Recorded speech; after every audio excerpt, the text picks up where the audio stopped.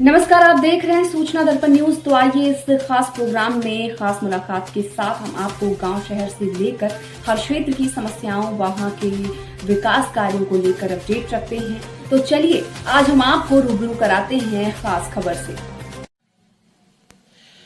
नमस्कार, आप देख रहे हैं सूचना दर्पण न्यूज का खास प्रोग्राम खास मुलाकात। आज हमारे साथ खास मुलाकात की कड़ी में वो युवा चेहरे हैं जिन पे भारतीय जनता पार्टी ने विश्वास जताया और एक मंडल की जिम्मेदारी का पद, अध्यक्ष पद, बात करेंगे श्री कोलायत मंडल की। तो भारतीय जनता पार्टी ने अब की बार मंडल अध्यक्ष के रूप में चुने हैं श्रीमान धर्मवीर जी गिरी। जानेंगे इनका राजनीतिक परिचय, किस प्रकार रहा भारतीय जनता पार्टी से जुड़ाव, क्या क्या सेवाएं, किस प्रकार यहाँ की जो लोगों की जो समस्याएं हैं, जो मुद्दे हैं, उनको शासन प्रशासन तक पहुंचाने का इनका जो कार्यशैली रहेगी और युवाओं को जोड़ने का क्या प्रयास रहेगा।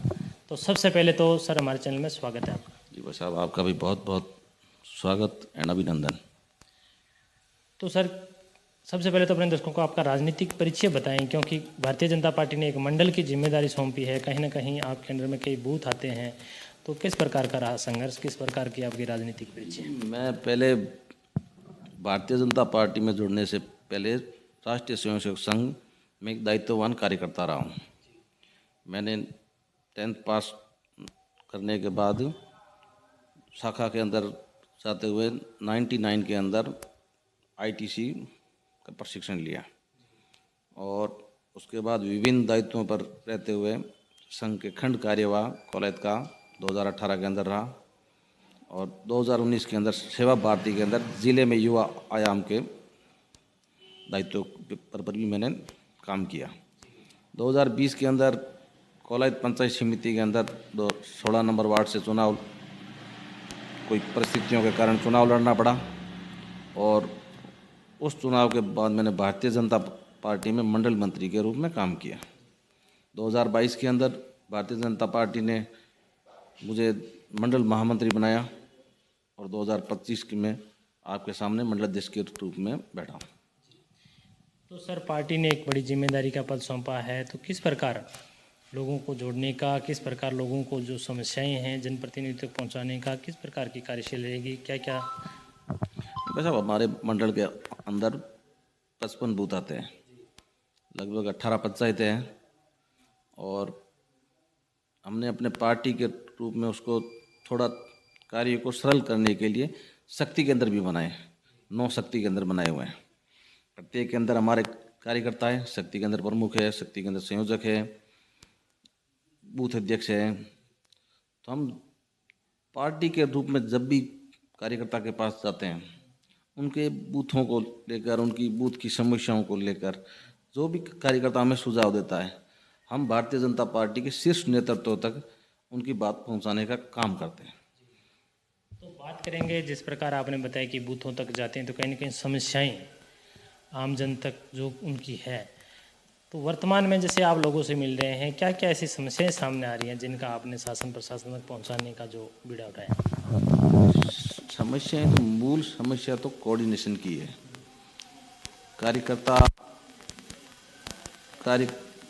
जो काम पार्टी के रूप में करना चाहता है वो हम संगठन के थ्रू सत्ता तक पहुंचाएं और सत्ता जो काम कर रही है, माननीय मुख्यमंत्री भजनलाल जी बहुत अच्छा काम कर रहे हैं, उन कार्यों को संगठन जनमानस तक पहुंचाए।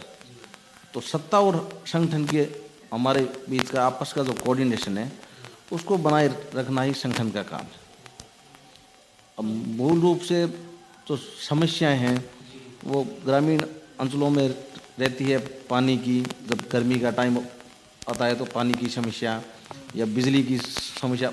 अभी अपने देखा कि जब गर्मी पीक पे थी तो बिजली की समस्या रही, तो उन समस्याओं को पार्टी तक पहुंचाया, पार्टी को अवगत करवाया और पार्टी ने भी हमें विश्वास दिलवाया कि हम उन कार्यों को जनता के हित में करेंगे और जो कार्य पार्टी कर रही है उनको जनता तक या जनता को उस कार्यों की सुविधाएं देना वो संगठन का काम है। तो कहीं ना कहीं जब आप लोगों से मिलते हैं तो कहीं ना कहीं वो अपनी समस्याएं भी बताते हैं, क्या मेजर समस्या सामने आ रही है? मेजर समस्या तो जो है, जैसे मैंने आपको बता ही दिया, ग्रामीण अंचलों के अंदर जो पानी और बिजली, इनकी मूलभूत समस्याएं यही रहती है। ठीक है, आज के टाइम में अभी शिक्षा के क्षेत्र में काम हुआ है, पिछले 10 सालों में लगातार शिक्षा के क्षेत्र में काम हुआ है। हर ग्राम पंचायत पे 12वीं तक की स्कूल है और लगभग स्टाफ भी है। और स्वास्थ्य सेवाएं थोड़ी कमज़ोर रही हैं, लेकिन अभी माननीय भजन लाल जी ने जो वैकेंसियां निकाली, तो उनके माध्यम से सीएससी और पीएससी में अच्छी वैकेंसी हुई है और उम्मीद करते हैं कि जल्द ही जनता को उनकी सुविधाओं का लाभ मिलेगा। कोलायत के अंदर भी उप जिला अस्पताल का निर्माण हो रहा है और स्टाफ के रूप में लगभग यहाँ 100 से ऊपर स्टाफ है। कहीं ना कहीं सर, जैसे आप लोगों से मिलते हैं तो उनको जोड़ने का जो प्रयास रहता है, क्या क्या ऐसी सौगातें रही है? क्योंकि आपकी भारतीय जनता पार्टी की जैसे बात करें तो कड़ी से कड़ी जुड़ी हुई है। क्या ऐसी सौगातें हैं, क्या ऐसे मुद्दे हैं जिनको लेके चल रहे हैं? मुद्दे तो भारतीय जनता पार्टी का काम ही है और विचारधारा। जो लोग भारतीय जनता पार्टी की विचारधारा से जुड़े हुए हैं और भारतीय जनता पार्टी का काम, माननीय मोदी जी के आने के बाद जो देश के अंदर विकास हुआ है और जो देश विदेश में भारत की एक पहचान बनी है, उसको लेकर कार्यकर्ता उत्साहित है। आम जन को भी लग रहा है कि अपने देश जो विश्व गुरु की ओर बढ़ रहा है। अपन जो देश की अर्थव्यवस्था थी, जो 11वें नंबर पर हुआ करते थे, वह टॉप 5 के अंदर है। और माननीय मोदी जी के आने के बाद अपन ने देखा, इंफ्रास्ट्रक्चर हो, स्वास्थ्य सेवा हो, मेडिकल कॉलेज, आप देखिए, आप तो सूचना का चैनल चलाते हैं, 2014 से पहले देश के अंदर कितने मेडिकल कॉलेज थे, आज कितने मेडिकल कॉलेज हैं। स्वास्थ्य सेवाएं, शिक्षा का क्षेत्र, इंफ्रास्ट्रक्चर, बिजली में काम, हर घर में जहां बिजली पहुंच रही है, और जो भी आमजन गरीब तबका, उनके लिए मकान, शौचालय, हर वर्ग के लिए मोदी जी ने काम किया। और भारतीय जनता पार्टी के इसी काम को देखते हुए आज का युवा, किसान, महिला, आपने देखा कि संसद के अंदर हमने मातृ शक्ति वंदन बिल पास किया, जो 33% महिलाओं को आने वाले समय में, चाहे वो राजनीतिक क्षेत्र हो, आर्थिक क्षेत्र हो, हर जगह उनको स्थान मिलेगा। तो भारतीय जनता पार्टी से ऐसा कोई वर्ग नहीं है जो खुश ना हो, और भारतीय जनता पार्टी के काम के कारण ही आज हम लोगों को जहाँ भी जाते हैं अच्छा रिस्पांस मिलता है। लोग पार्टी से जुड़ना चाहते हैं, पार्टी के साथ काम करना चाहते हैं। तो सर, विशेष करके जिस प्रकार अब की बार पूरा युवा टीम का गठन हुआ, तो किस प्रकार युवाओं के लिए इस क्षेत्र की विशेष करके क्या मांग रहेगी आपकी? युवाओं के लिए विशेष मांग तो अभी जो आ रही है वो है खेल मैदान। मैं भी खेल से जुड़ा हुआ व्यक्ति रहा हूँ। क्रिकेट बहुत लंबे समय तक हमने भी क्रिकेट खेली, और उन अभावों में खेली जब यहाँ सुविधाएं नाम की कोई चीज़ नहीं थी। लेकिन आज के समय में अगर सुविधा न हो तो युवा उपेक्षित महसूस करता है। युवाओं के लिए एक स्टेडियम का निर्माण, जिसके लिए प्रयास 2003 से किए जा रहे हैं, लेकिन कहीं ना कहीं वो 20 सालों के अंदर उस स्टेडियम की नींव रखने के बाद वो वन विभाग और ये राजस्व, ये पंचायत के बीच में वो फाइल घूमती रही।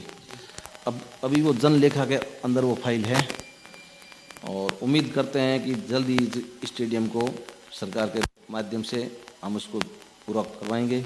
माननीय केंद्रीय मंत्री जी भी लगे हुए हैं और विधायक जी भी प्रयास कर रहे हैं, तो युवाओं को जल्द ही स्टेडियम की सौगात मिलेगी। वर्तमान में देखा गया है कि क्षेत्र में नशे की प्रवृत्ति बहुत बढ़ती जा रही है, तो युवाओं के लिए क्या संदेश रहेगा आपका? नशे से दूर रहने की क्या प्रेरणा रहेगी? युवाओं से तो मैं विशेष यही अपील करना चाहूँगा कि नशा नाश, नशे के अंदर एक परिवार ही बर्बाद नहीं होता, इवन कई पीढ़ियाँ बर्बाद हो जाती हैं। और उन नशे के व्यापारियों को भी संदेश देना चाहूँगा कि आप लोगों के घर और परिवार बर्बाद मत करिए। कुछ लोग छोटे से लालच के कारण लोगों के परिवार और घर बर्बाद करने में लगे हुए हैं। और युवाओं से विशेष कहूँगा कि आप खेल की तरफ ध्यान दें, आप दूसरे क्षेत्र में जाएं, मनोरंजन में क्षेत्र में जाएं, दोस्त बनाएं और अच्छे दोस्त बनाएं। क्योंकि नशे के कारण आर्थिक तो नुकसान होता ही है, आदमी का सामाजिक और पारिवारिक नुकसान भी बहुत बड़ा होता है। तो आज के समय में जहाँ युवा नशे की ओर भाग रहा है, मैं उस युवाओं से अपील करना चाहूँगा, आप खेल, योग और अच्छे दोस्त बनाइए और एंजॉय कीजिए। तो सर बात करेंगे यहाँ के क्षेत्रवासियों के लिए क्या संदेश रहेगा, क्या सीख रहेगी? क्षेत्रवासियों से तो मैं यही संदेश करना चाहूँगा, आप भारतीय जनता पार्टी को मजबूत करिए। आपकी समस्याएं बूथ स्तर की हो, ग्राम स्तर की हो, आप भारतीय जनता पार्टी के कार्यकर्ता के रूप में हमारे साथ कंधे से कंधे मिलाकर काम करिए। जो भी समस्याएं हमें अवगत कराइए, हम निश्चित तौर पर प्रशासन और शासन को आपकी समस्याओं से अवगत कराएंगे और उसका समाधान निकालने का प्रयास करेंगे।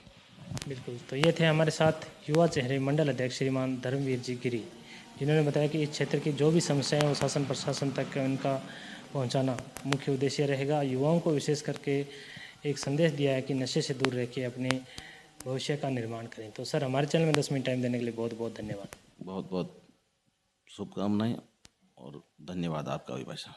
अब तक के लिए इतना ही। हम आपको गांव शहर से लेकर हर क्षेत्र की समस्याओं और वहां के विकास कार्यों को लेकर रखेंगे अपडेट। तो देखते रहिए सूचना दर्पण न्यूज और हमारी वीडियोस को लाइक, शेयर व चैनल को सब्सक्राइब जरूर करें।